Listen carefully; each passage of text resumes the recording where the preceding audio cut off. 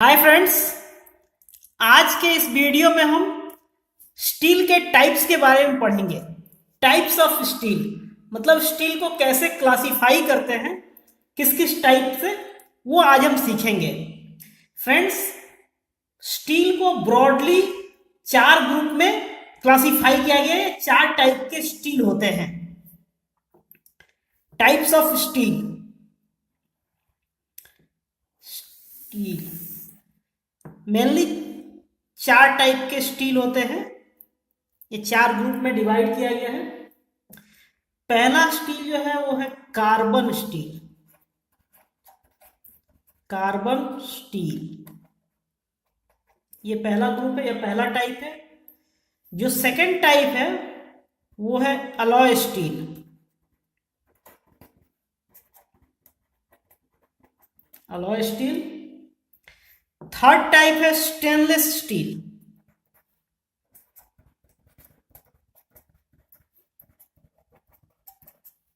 Stainless steel. और जो चौथा टाइप है या फोर्थ ग्रुप है स्टील का, वो है टूल स्टील। Tool steel. तो ये चार टाइप के मेनली स्टील है। Carbon steel, alloy steel, stainless steel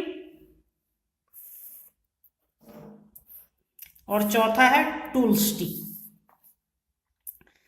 friends, out of ये चार स्टील, कार्बन स्टील जो है ये सबसे ज्यादा इसका प्रोडक्शन होता है वर्ल्ड में। इंडस्ट्री में सबसे ज्यादा कार्बन स्टील होता है। ऑलमोस्ट मोर देन 90% जो स्टील का प्रोडक्शन है, मोर देन 90% वो कार्बन स्टील का ही होता है। सबसे ज्यादा यूटिलाइज स्टील है। कार्बन स्टील को कार्बन के कंटेंट के हिसाब से तीन टाइप में डिवाइड किया गया है। जो पहला टाइप है वो है low carbon steel. Low carbon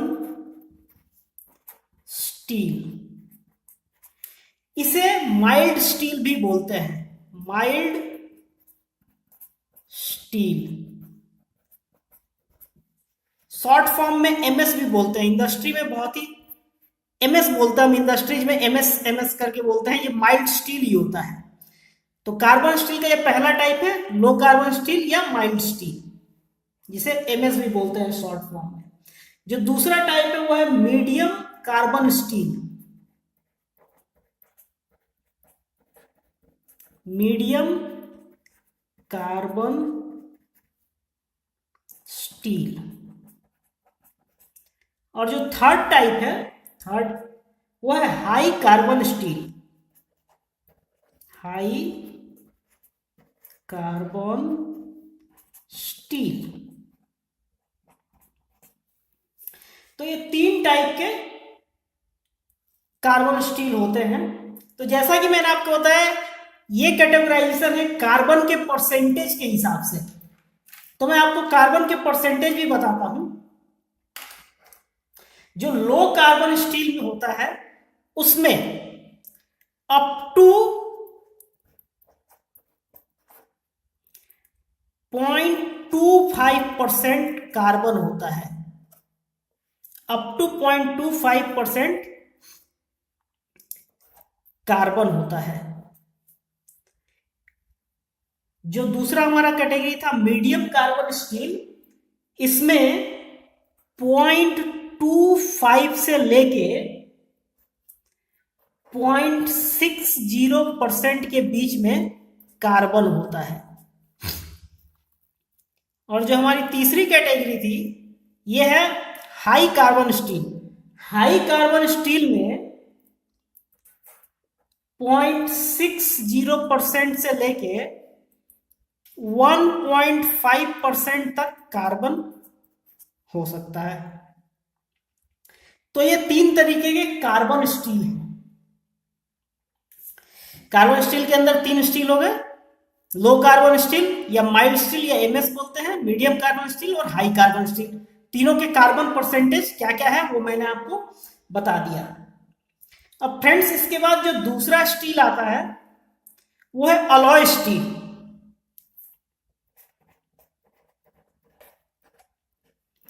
alloy steel, alloy steel नाम जो दिया गया अलॉय, अलॉय होता है किसी भी मेटल में कोई पर्टिकुलर एक एलिमेंट डाल देना या एलिमेंट ऐड कर देना किसी एक स्पेसिफिक प्रॉपर्टी को पाने के लिए, उसे अलॉइंग एलिमेंट कहते हैं। तो स्टील में हम जब कोई एक एलिमेंट अलॉइंग एलिमेंट डालते हैं तो उसे हम अलॉय स्टील कहते हैं। ये हम अलॉइंग एलिमेंट क्यों डालते हैं? तो स्टील की वेल्डेबिलिटी को बढ़ाने के लिए या वेल्डेबिलिटी को बढ़ाने के लिए या उसकी मशीनेबिलिटी को बढ़ाने के लिए या डक्टिलिटी को बढ़ाने के लिए, स्ट्रेंथ को बढ़ाने के लिए, मेलिएबिलिटी को बढ़ाने के लिए, हार्डनेस को बढ़ाने के लिए, मतलब स्टील की प्रॉपर्टीज को बढ़ाने या घटाने या कोई एक स्पेसिफिक प्रॉपर्टी अचीव करने के लिए हम स्टील के अंदर कुछ एलिमेंट डालते हैं जिसे हम अलॉइंग एलिमेंट डालते हैं और वैसे स्टील को अलॉय स्टील बोलते हैं। तो यहाँ पे एक चीज समझने वाली बात है कि हम किस किस मटेरियल का यूज करते हैं, उससे क्या हमें प्रॉपर्टी मिलती है स्टील के अंदर, वो मैं आपको बताता हूं। अगर हम मैग्नीज का यूज करते हैं, मैग्नीज NESE, सॉरी स्पेलिंग मैंने गलत लिखा, MANGANESE, मैग्नीज।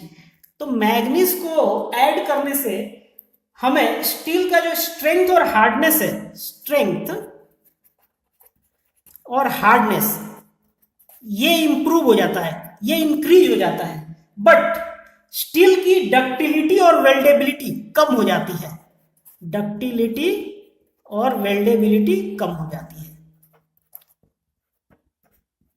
तो ये मैग्नीज को ऐड करने का जो ऐड करने से क्या प्रॉपर्टी मिलती है वो मैंने आपको बताया।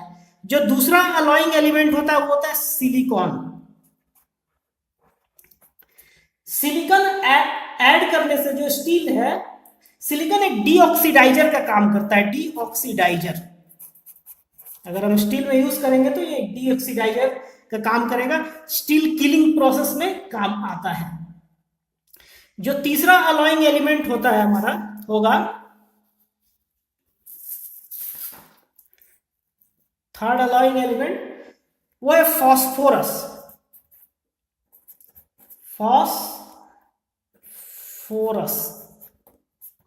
फॉस्फोरस डालने से क्या होता है? तो फॉस्फोरस डालने से भी स्ट्रेंथ और हार्डनेस इंक्रीज हो जाता है, स्ट्रेंथ और हार्डनेस इंक्रीज हो जाता है, बट उसकी वेल्डेबिलिटी और डक्टिलिटी कम हो जाती है, नॉच टफनेस भी रिड्यूस हो जाता है। जो अगला अलॉइंग एलिमेंट हम यूज करते हैं वो है सल्फर। सल्फर से क्या होता है? डक्टिलिटी डिक्रीज हो जाती है, स्टील की डक्टिलिटी डिक्रीज हो जाती है, बट नॉच टफनेस और वेल्डेबिलिटी ये थोड़ा इंप्रूव होता है। उसके बाद अगला अलॉइंग एलिमेंट है कॉपर। कॉपर ऐड करने से करोजन रेजिस्टेंस, स्टील जो है करोजन रेजिस्टेंट स्टील हो जाता है, करोजन से रेजिस्टेंस में मदद मिलता है। Corrosion resistance, steel corrosion resistant हो जाता है, करोजन से लड़ने के में एबल हो जाता है, करोजन रेजिस्टेंट स्टील हो जाता है कॉपर ऐड करने से। अगला अलॉइंग एलिमेंट है निकल। निकल को ऐड करने से हार्डनेबिलिटी इंक्रीज होती है और इंपैक्ट स्ट्रेंथ, हार्डनेबिलिटी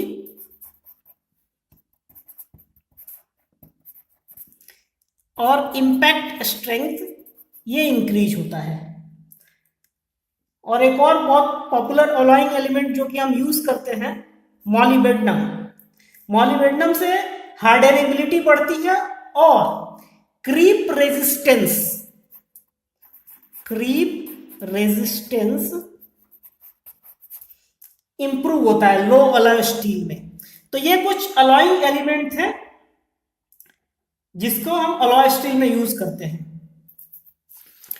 इसके बाद जो हमारा तीसरा स्टील था स्टेनलेस स्टील, ये भी बहुत इंपॉर्टेंट है। तो स्टेनलेस स्टील क्या होता है? स्टेनलेस स्टील में मिनिमम 10.5% क्रोमियम ऐड करते हैं। फ्रेंड्स, स्टेनलेस स्टील भी एक अलॉय स्टील ही है, क्योंकि इसमें भी हम कुछ एक एलिमेंट डालते हैं इसके प्रॉपर्टी को इंप्रूव करने के लिए, बट इसका काफी ज्यादा सिग्निफिकेंस है, इसलिए एक अलग कैटेगरी में इसे डालते हैं। तो स्टेनलेस स्टील में जो मेन अलॉइंग एलिमेंट होता है वो क्रोमियम होता है, और वो मिनिमम 10.5% होता है। मिनिमम 10.5% अलॉइंग एलिमेंट क्रोमियम होता है। क्रोमियम ऐड करने से क्या होता है? ये मान लेते हैं हमारा स्टील का सरफेस है, स्टेनलेस स्टील का, इसमें अगर क्रोमियम होता है तो ये स्टील के लेयर पे टॉप में चारों साइड में स्टील का जो बाहरी लेयर है वो ऑक्सीजन से रिएक्ट होके, ऑक्सीजन से मिलके Cr2O3 क्रोमियम ऑक्साइड का फॉर्मेशन करता है। और ये जो क्रोमियम ऑक्साइड है स्टील के सरफेस पे एक बहुत ही पतला लेयर बना देता है। इस लेयर को पैसिव लेयर कहते हैं, पैसिव लेयर। और ये जो लेयर होता है ये स्टील को करोजन से बचाता है। ये जो पतला पैसिव लेयर है Cr2O3 का स्टील के सरफेस पे, ये स्टील को करोजन होने से या करोड होने से बचाता है। तो स्टेनलेस स्टील जो है इसका बहुत ही खास एक प्रॉपर्टी है, ये क्राइटेरिया है कि ये करोजन रेजिस्टेंट होता है। करोजन रेजिस्टेंट होता है, ये करोजन इसमें नहीं लगता है। और क्यों नहीं होता? तो ये पैसिव लेयर जो Cr2O3 का बन जाता है उसके कारण ये करोजन से बचता है। फ्रेंड्स, स्टेनलेस स्टील में क्रोमियम तो मेन अलॉइंग एलिमेंट है ही, इसके साथ ही हम निकल, मॉलिबेडनम एटसेट्रा का भी यूज करते हैं अलग अलग टाइप से। सिलिकॉन भी यूज करते हैं, मैंगनीज भी यूज करते हैं अलग स्पेसिफिक प्रॉपर्टी पाने के लिए, बट 10.5% मिनिमम क्रोमियम ये रहता ही है। स्टेनलेस स्टील को हम मेनली 5 टाइप में डिवाइड करते हैं, और स्टेनलेस स्टील को 5 टाइप में क्लासिफाई किया जाता है। वो क्या क्या है मैं आपको बताता हूं।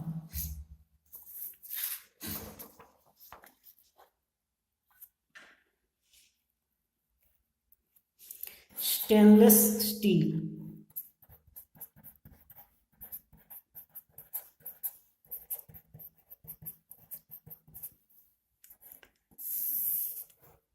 तो 5 टाइप के स्टेनलेस स्टील होते हैं।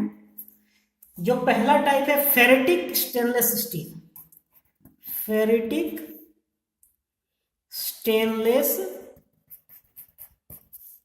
स्टील। सेकंड टाइप है हमारा martensitic stainless steel, martensitic stainless steel. Third type है स्टेनलेस स्टील का austenitic stainless steel, austenitic stainless steel. जो फोर्थ टाइप है वो है ड्यूप्लेक्स, ड्यूप्लेक्स स्टेनलेस स्टील।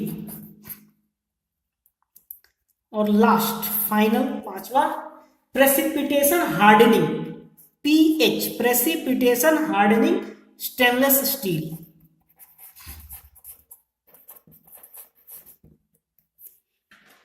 तो ये 5 टाइप के स्टेनलेस स्टील होते हैं फ्रेंड्स। जो फेरेटिक स्टेनलेस स्टील है, इसका क्रिस्टल स्ट्रक्चर बीसीसी होता है, बीसीसी क्रिस्टल स्ट्रक्चर, अर्थात body centred cube. Crystal structure जो होता है वो यूनिट सेल होता है, जिससे कि हमारा जो मेटल है वो फॉर्म होता है। जो मेटल का यूनिट सेल, जो इकाई वाला सेल होता है, वो क्रिस्टल स्ट्रक्चर होता है। तो इसका जो क्रिस्टल स्ट्रक्चर है फेरेटिक स्टेनलेस स्टील का, वो बीसीसी होता है। बीसीसी का मतलब होता है बॉडी सेंटर्ड क्यूब। और बॉडी सेंटर्ड क्यूब क्या होता है? ये मॉलिक्यूलर लेवल पे होता है। ये क्यूब है, क्यूब के सारे कॉर्नर पे एक एक एटम होंगे और बीच में, बिल्कुल बीच में, सबसे बराबर इक्वल डिस्टेंस पे बीच में एक एटम होगा बॉडी में। तो बॉडी सेंटर्ड क्यूब बोलते हैं। ये फेरेटिक स्टेनलेस स्टील का क्रिस्टल स्ट्रक्चर ऐसा होता है। अब फेरेटिक स्टेनलेस स्टील जो होता है वो मैग्नेटिक होता है, मैग्नेटिक होता है, और साथ ही इसे हीट ट्रीटमेंट से हार्डन नहीं किया जा सकता। इसे स्ट्रेंथनिंग करने के लिए कोल्ड वर्किंग करना पड़ता है, कोल्ड वर्किंग।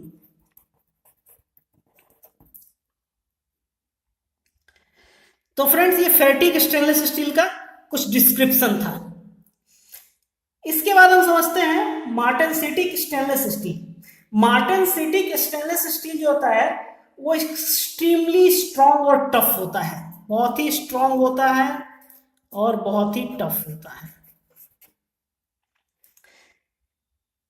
और ये करोजन रेजिस्टेंट तो होता है, बट ऑस्टेनिटिक जितना नहीं है। मतलब ये करोजन रेजिस्टेंट, थोड़ा करोजन रेजिस्टेंट भी होता है। इसे हम हाईली, ये मशीनेबल होता है, इसके ऊपर मशीनेबिलिटी इसकी अच्छी होती है। तो ये मार्टेनसिटिक स्टेनलेस स्टील हो गया। अगला जो स्टेनलेस स्टील है वो ऑस्टेनिटिक स्टेनलेस स्टील है। ऑस्टेनिटिक स्टेनलेस स्टील का जो क्रिस्टल स्ट्रक्चर होता है वो फेस सेंटर्ड क्यूबिक होता है। फेस सेंटर्ड क्या होता है मैं बताता हूं आपको। एफसीसी यहां लिख देता हूं, एफसीसी।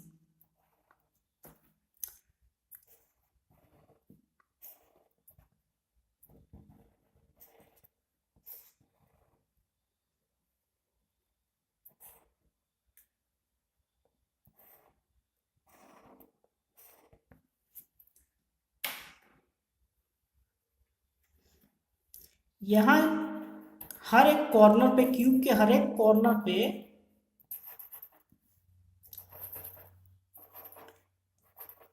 एक एक एटम होंगे।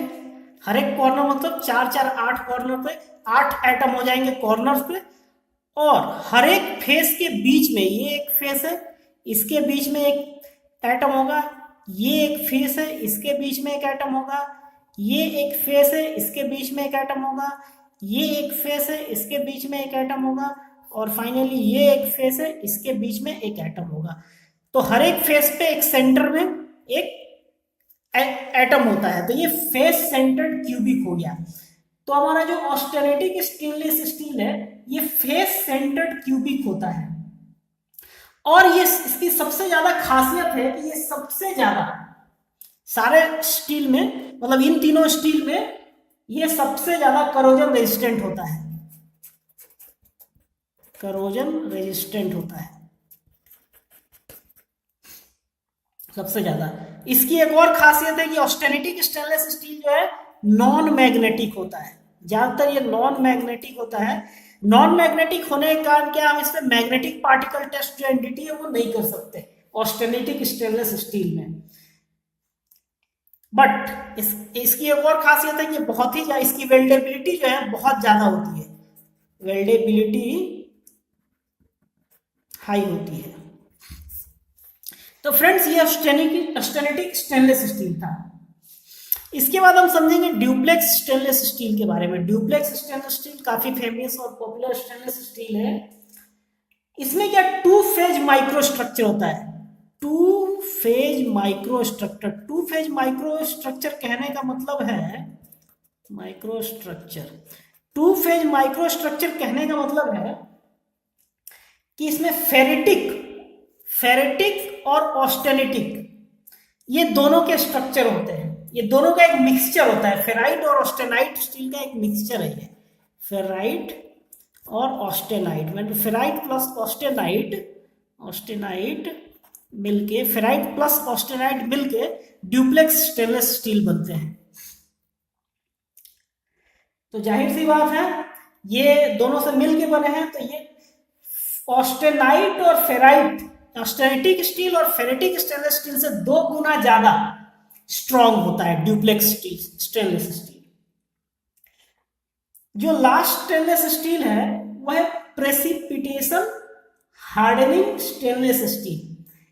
प्रेसिपिटेशन हार्डनिंग स्टेनलेस स्टील जो होता है वो क्रोमियम और निकल का अलॉय होता है, क्रोमियम निकल का अलॉय होता है, और इसका जो स्ट्रेंथ है वो अल्ट्रा हाई होता है। स्ट्रेंथ बहुत ही ज्यादा होता है, स्ट्रेंथ अल्ट्रा हाई होता है।